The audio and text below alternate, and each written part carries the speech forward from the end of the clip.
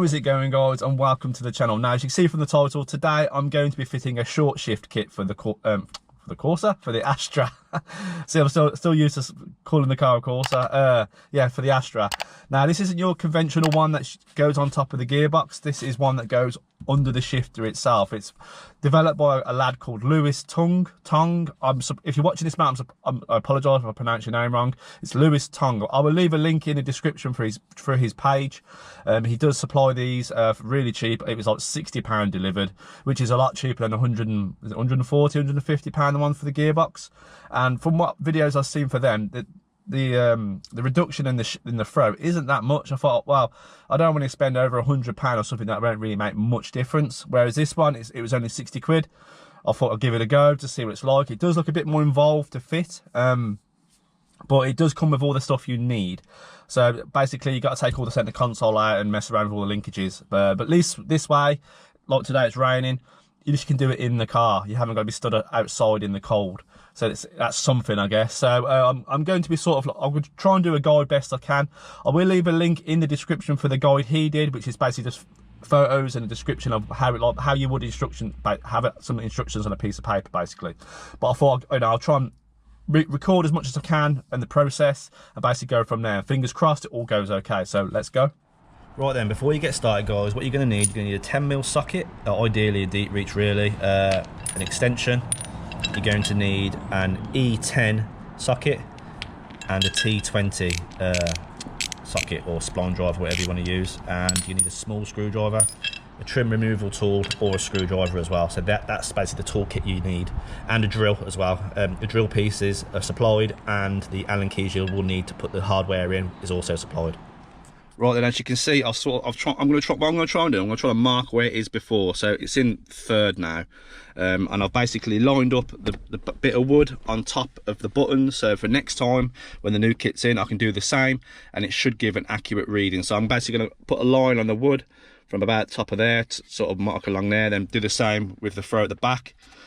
And then basically when I put the new kit in, we'll do that again and see how much it's actually moved, if that makes sense, guys. So we'll do that now, and I'll mark it up, and then we'll make a start. Right then, as you can see, I've marked them up like so in line. I basically ran the pen down here and basically put the mark there, and the same for this one up here as well. So now we'll do that again once the kit's all fitted in a bit, and then we'll see how much the throw has actually reduced. Right then, what you need to do first is remove these two screws on either side of the centre console at the front. Excuse us out my carpet, guys, I can't use a vacuum. There's like a little plastic cap that covers that. Pop that out and you reveal a T20 screw. So get that out first and you can move on to the back. Right then, when you come into the back, the first thing you want to do is remove that screw there. Just here, remove that, and then obviously you can move to then I'll carry on basically with the next step from there. Right then, when you're in the back, what you need to remove is these two here, these two like little caps, but you need to pull them out either with a really small screwdriver or like a trim remover tool.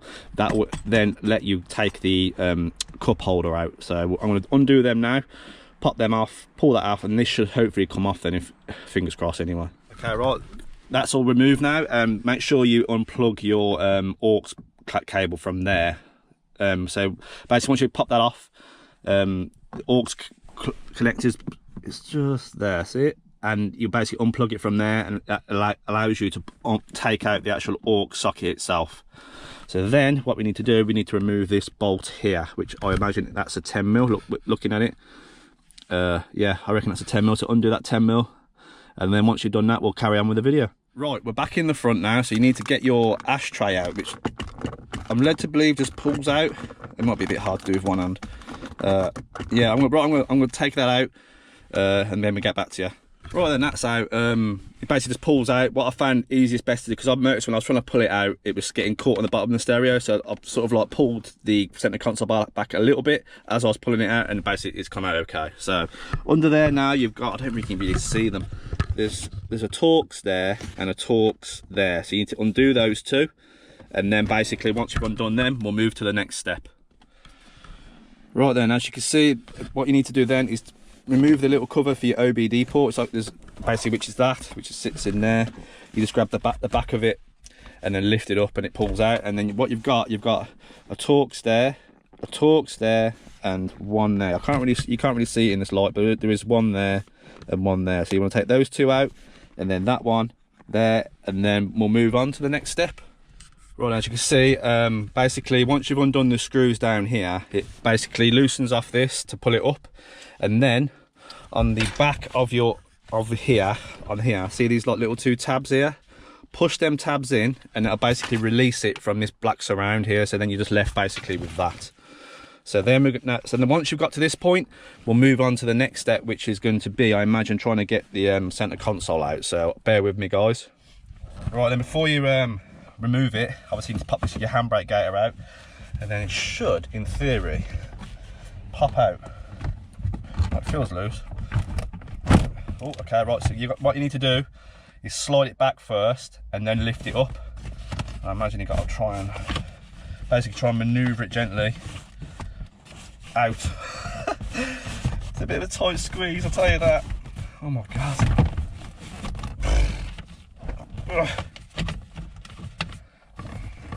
Just trying to clear everything out of there. Right, that's sort of up. Oh my god. Oh, yes! Right, we're out. Takes a bit of a new running, but right, that can live back there for now. Oh, right. Car's looking a bit naked in the middle. Right, okay, basically, right, we'll go through the next step now, which I imagine could be trying to undo all this lot. Right, let's crack on. Right, and as you can see, looking at the cables, the left one is responsible for left to right movement, so we're going to have to do that. And if you guys, hang on, you really see it. That's left and right, so that's left, that's right. And obviously the second cable, you can move forward and move back. That's for reference, guys. So now what I'm going to do is I'm going to start undoing these ones here. You do get some tools in the kit if you don't have some yourself. Right then, after speaking to Lewis, he reckons it's a good idea to mark where the cables go. So just try and, that's neutral. So I'm going to try and mark it best I can to give myself some sort of reference when they go back in. He says.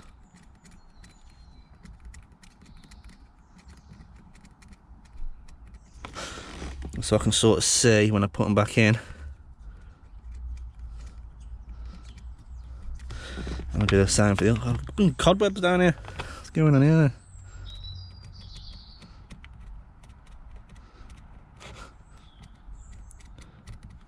It's not the greatest, guys, but hopefully it'll help me when I put it all back together. In theory, anyway. Let's do that again.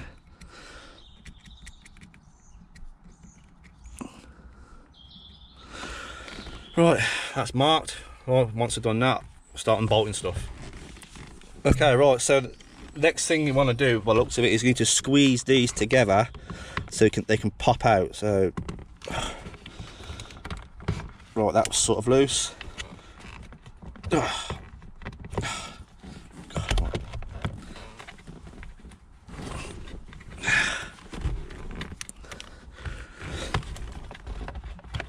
Oh, right, that's loose. Okay.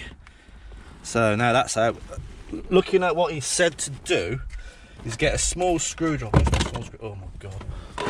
Get a small screwdriver and basically lever in there to pop that out, I think. So, well, I've lost my small screwdriver. Oh, there it is.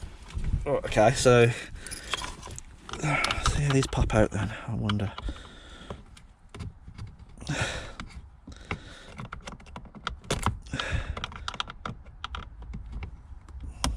Right, okay, I think that's loose. Is it? I don't know.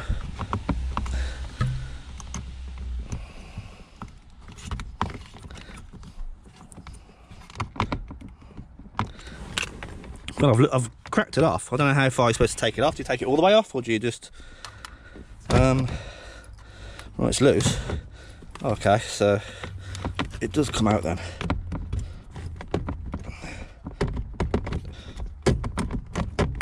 Oh,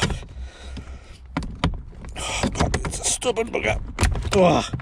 Right, that's one out. Now I need to try and get this one out.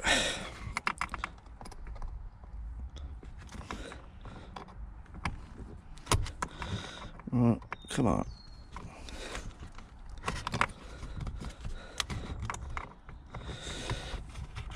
Right, that's loose. Okay, so okay, that's popped out now. God. Whew. Yes, guys. Right, that is in. Well, say in, it's out. Right, let's move off. I'm assuming we've got to take all this cradle out now, I assume, so we'll do that now. Right then, the next thing you want to do is remove these 4 bolts that is like here, here, here, and basically there's another one there, and it's an E10. That's what you're going to need to undo it. Obviously an E10 and an extension, just to crack all them off, and hopefully then this whole assembly should come out. Right then, once you've took these the 4 bolts out, this should just pull out. It's a bit of a stubborn one. If it's been in the car obviously since new, you just need to really give it a big tug, and it comes out. Right now, next thing, I assume we're going to be undoing these, or taking something apart anyway. Oh, I'm just winging it a little bit, guys. I'm following the guide he's got. It's like, you know, I don't know, this is my first time ever doing anything like this. So if this is your first time, if I can do it, you can do it. So right then, let's take more bits apart. Right then, the next step is to remove these 4 T20 bolts that hold in this top of the gear stick housing. So I might as well take that out. So let's undo that. Like I said, I will post the guide that he's posted up if you don't want to watch this, see me do it. If I haven't explained something enough for you, make sure you check his basically picture by picture, guys. So that's basically what I'm using to do this. So I've never done this before, so just winging it. Right, I'll get this off and then we'll go from there. Right then, obviously once you've undone the 4 bolts, you basically pull it off and just manoeuvre this thing out, and you're left with this. And now if I'm looking at the instructions, I need to pop this thing out here. Oh guys, I hope I can put this back together. I've sort of got myself in a bit of a mess here, but it's going right at the moment. So taking stuff apart, it's a lot easier than putting it back in, isn't it? But oh god, yeah. So it looks like pop this thing out, and then go from there basically. So wish me luck, guys. Right then, obviously the short shift is basically that. You get loads of bits in this kit, Allen keys and stuff like that. Everything you'll need, drill bits as well. So core instructions, what you need to do is you need to obviously plonk this on here, and then you use this to thread into that, and you want about 1 mil. Oh, try not to drop it. So you want to thread it in best you can. All right, come on. All right, thread that in until you have about 1 mil at the end, and basically this is your punch. And what you're going to do is you're going to thread this in, and then using a hammer, hit that with a hammer, and it basically will leave you a mark of where to basically drill, because you have to drill into this. Right, so yeah, that's about 1 mil, I'd say. Yeah, say about that. I don't know if you really see that, but yeah. Now what I'm going to do now is I'm going to go hit this with a hammer so it leaves a mark, and then basically got to drill it, which is going to be scary. But obviously I need to make sure it's completely 100% lined up. Okay, so let's crack on. Okay guys, right, I've got the old trusty voice out so I can sort of keep it still. Right, let's hope that I can line this up.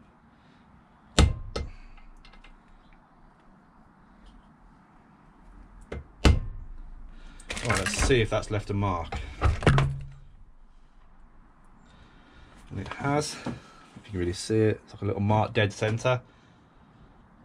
Right, let's hope I can get this right, guys.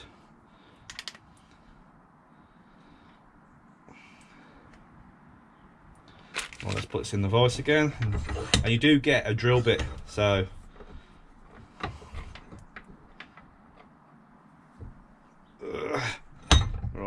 right, let's get a drill out and I'll start drilling. Okay guys, well I made the hole in the back of it. I had to make, I messed it up a little bit. I had to make it slightly bigger because I was slightly off, only smidging off. So basically once you've done that, I mean it might affect it a little bit, but hopefully it doesn't affect it too much. Right then, once you've put the bolt through the bottom, you've got these little thread things you need to put through. You need to do them either side. Then but look, what I've read, you have to trim, basically trim this. Yeah, to allow movement or something. So I have to get the picture up to see which bit I need to trim actually. Bear with me guys. The bit you need to trim is basically this here. So whether you want to use a hacksaw or something like that. Just to basically need to trim around here, and obviously around it, apparently to give movement for the shifter. I don't know, but yeah. Right, I'm gonna do that now, and then I'll get back to you once I've trimmed all this off. Right then, as you can see, I've chopped it all down around here, like the instructions said. I didn't have a Dremel or anything. Basically, I used a little hacksaw, just hacksawed a little bit at a time, just to see you could get enough to obviously cut it all out, all the sections out, and then just went around it with a file just to smooth all the edges off. So hopefully now I can start putting it back together and figure out how it goes back together. Also, I'm finding money everywhere. Hey, there's 15p, all 2p down there. I'm getting paid for this. There's 17p. Oh, another 20p. I could buy a Freddo. Right then, let's crack on. Right then, that's all back together, all assembled and that. You will notice that this is on the side now, not rather than the straight up and down like it is standard. I spoke to Lewis. He said that's fine, that's normal. So basically now you get some spacers basically with the kit as well. So you obviously want to put the spacers on now, then put this on top.